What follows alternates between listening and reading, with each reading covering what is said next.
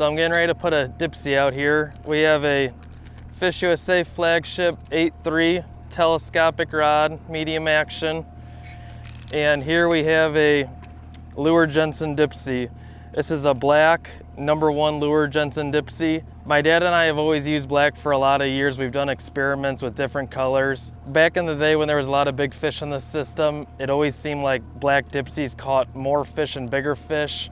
Now with there being so many walleye in the lake, I don't think the color of the dipsy matters as much for just catching fish in general. Basically, the thing with this dipsy is you don't want the walleye to see this, or you don't want the walleye to spook from this. So your black, your clear, your dark purple dipsies would be the color that I would choose.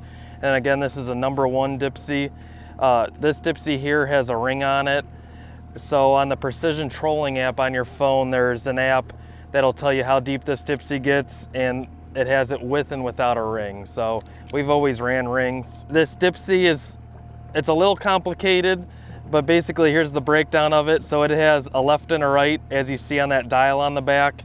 When you're looking at the bow of the boat, that's your left side, this is your right side. So we're on the starboard side of the boat, so I have it on the right side, and then there's numbers on the back. It goes from 0 to 3.5 setting. The bigger the number, the farther out to the side it goes, and the smaller the number, the closer it gets to the boat.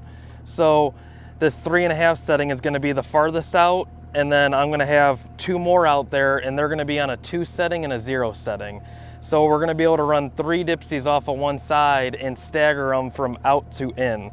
The higher the setting, the more line you have to let out to achieve that depth, where the 0 setting is more straight down behind the boat and the less line you have to let out. On the top side of this dipsy, I have a ball bearing snap swivel.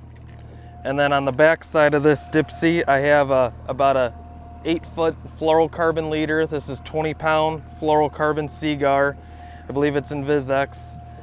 On this side, we just got a #2 black duolock snap from FishUSA. And then we have a Michigan Scorpion Nascar spoon that's looked like it's caught a couple walleye. So spoons are very, very good this time of the year. Same thing with those small baits. Those fish just see that fluttering through the water and they go nuts for it. One thing with dipsies, probably the most important thing with dipsies, is you have to let them out slow.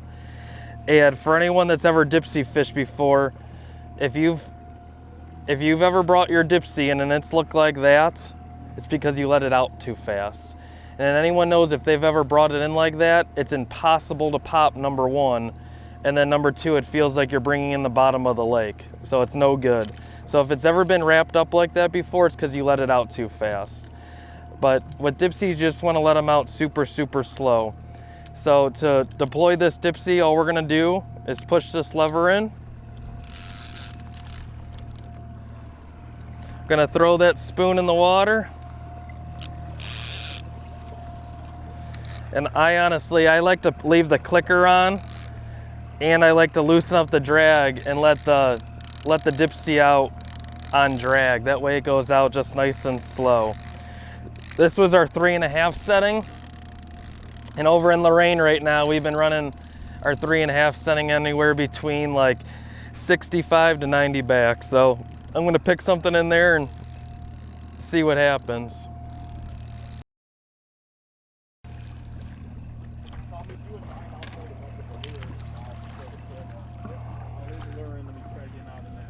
Here, you wanna? That's a good one, though. That's a real This one was on a dipsy on that Nascar. There's hooked just like so. All right, so there's 1 of 2 ways you can let this dipsy back out. So I have a 3.5 setting we just caught a fish on, and I'm going to put it back out. With the 3.5 setting, you can't just put it right here and slowly let it back out, because it's gonna wanna pull into the other dipsies and then you'll have a giant tangle. So the one way that you can do it is you're gonna reel it up like so, clear out the line counter, turn the clicker off, and then open up the bail. And basically what's nice about this Ranger 622 is I can step back here on this platform, and basically we're gonna walk this dipsy over the top of the other one. So I'm gonna slowly give it a little swing like so, and just place it in front of those other 2. And then you're just gonna slowly let it out like so. Loosen up the drag, and then you can turn the clicker on. The biggest thing about letting out that 3.5 setting again over top of other dipsies is you have to make sure that dipsy and lure cleared those other two and is on the outside of that. And once you do that, then you can just let it out slowly. Anything more than that going out will probably tangle the dipsy. So you just want to do a nice slow pace, and that dipsy is going to slowly go down and out to the side. Anything faster than that, that dipsy wants to free fall, and you'll have a giant mess, and you'll be getting some FishUSA scissors to cut it all out. So we got one here on our 3.5 setting, and my dipsies aren't super tight, so all you should have to do to pop this dipsy is put one thumb on the spool. I hold my other thumb up on top of the rod handle, and this is all you should have to do to pop this dipsy. That's it, like that. Anything more than that, your dipsy's way too tight, or if you're yanking up on it and you didn't do this and that, the line's just slipping through the spool. Just a quick little pop and you're good to go.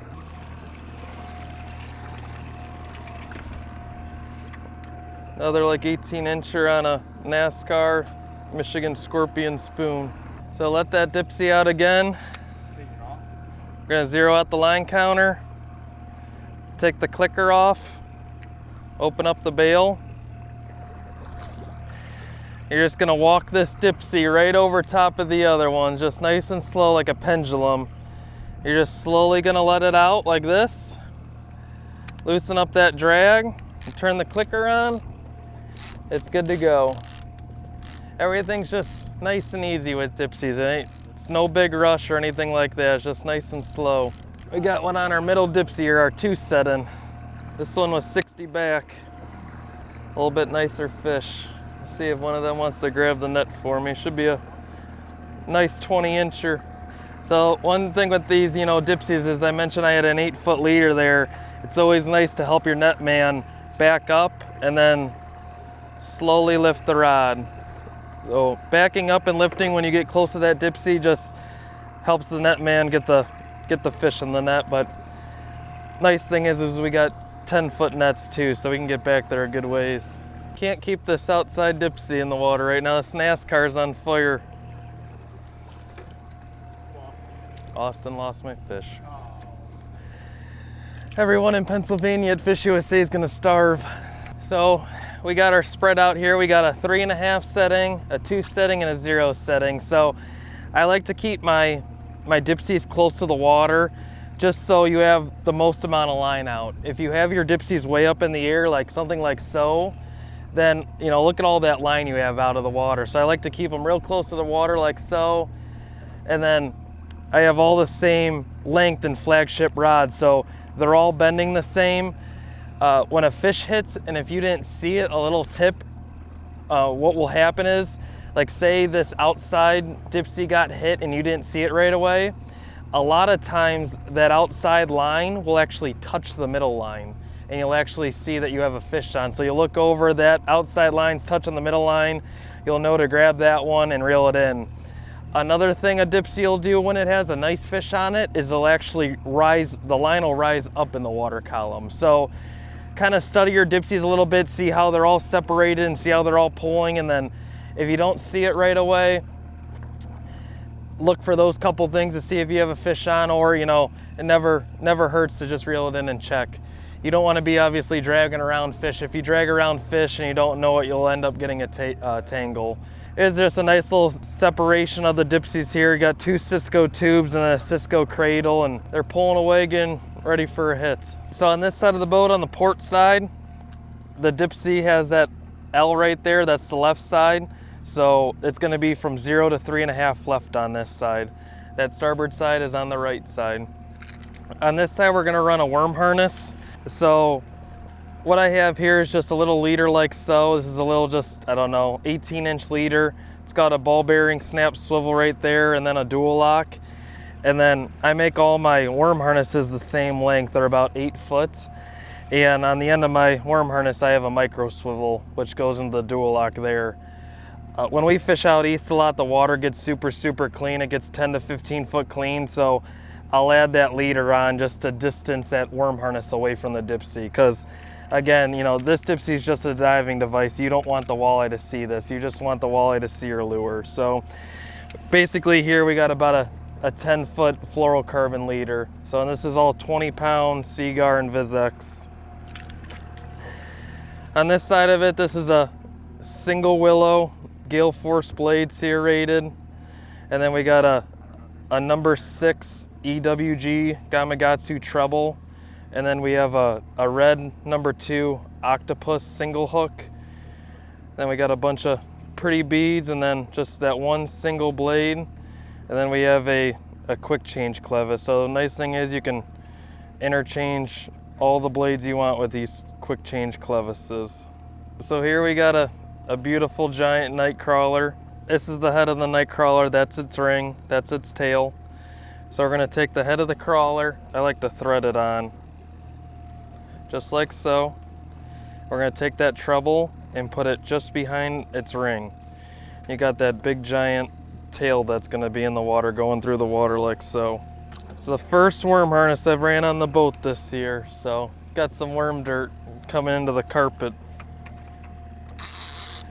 Same thing, we're just gonna reel nice and slow, or let it out nice and slow, and hopefully it's on pretty quick. So this time of the year, we're getting into a lot of that warmer weather stretch.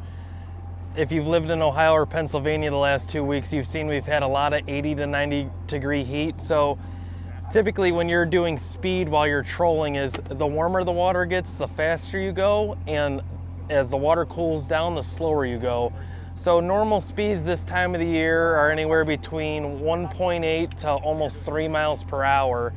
And you know, that water this time of the year in the summertime is anywhere between 72 all the way up to 80 degrees. So it's nice being able to troll faster because number one, you're covering more water, and then number two, you're getting like a reaction strike from the fish and you're getting better hookups. So on like a day like today, what we're doing right now is we're doing like anywhere between 2 to 2.5 miles an hour. We are trolling with the waves. When you have a setup like this, and like, you know, a Ranger boat like this or whatever kind of boat you have that's smaller, it's nicer to be able to troll with the waves than against the waves. It's a pretty calm day today. If we wanted to turn around, we could, but when we start getting wind on this lake and you get that 2, 3, 4 foot chop, I would suggest trolling with the waves because it just makes your life a lot easier. But today's a pretty nice day. It's, you know, 85 degrees out here and we got a 5 mile an hour wind. We have a little leftover roll from yesterday, but it's a nice little walleye chop. But we're just cruising along here, 2.5 miles an hour, just ready for the next bite. All right, so fishing was awesome this morning. We're getting ready to wrap up here. This is a little easy way that we wrap up the dipsies that we've done for a long time. You're gonna take your spoon or whatever kind of crankbait or worm harness you have. You can either put it on the eyelet or the hook keeper. I run rod sleeves on my rod, so I usually put the hook on the hook keeper like so. And you're gonna take that leader and underhand wrap it on this reel just like so. Once it gets a little bit tight, I put my thumb on that spool, open up the bail, and I just keep underhand wrapping till that dipsy works down to the reel, just like so. Once it's about that far away, I'll click it over, and I'll take this dipsy and wrap it behind the reel, and that kind of locks it in so it can't blow off the side. And then 2 other things that I do is I have a little plastic carabiner right here. I'll take the carabiner and just lock it in like that. That way that dipsy can't ever go anywhere. It can't blow off the reel. And then one other thing you can do is take the line and wrap it around an eyelet, and she's ready to go down the lake or go down the road. So super nice and effective and keeps it everything secure.